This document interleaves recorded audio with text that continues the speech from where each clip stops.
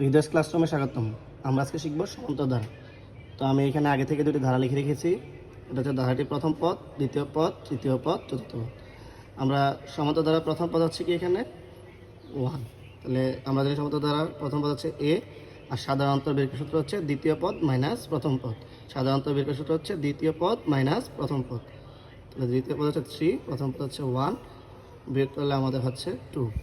তো এখানে বলছে ধারাটি 10তম পদ নির্ণয় করতে। বন্ধুরা আবার বলি, 10তম পদ, 12তম পদ, 20তম পদ বললে এখানে n এর মান সরাসরি দেওয়া আছে। আমরা n এর মান নির্ণয় করার দরকার নেই। আমরা এখানে 10তম পদ নির্ণয় করবো, অর্থাৎ n এর পরিবর্তে 10 বসাবো। তো আমরা সমান্তর ধারার nতম পদের সূত্র জানি। এখন আমরা সমান্তর ধারার 10তম পদ বের করব। তো 10তম পদ বের করলে উপর থেকে আমরা মান বসাই। এর মান হচ্ছে 1 প্লাস n এর মান হচ্ছে 10তম পদ 10, আর সূত্রে 1, d এর মান হচ্ছে কি 2। প্রথমে হচ্ছে এখানে আমাদের যোগের কাজ, 10 থেকে 1 চলে গেলে হচ্ছে 9, আর এটার সাথে গুণের সম্পর্ক হচ্ছে 2। তাহলে আমরা এখানে 9 দুগুণে 18, আর 1 যোগ করলে 19।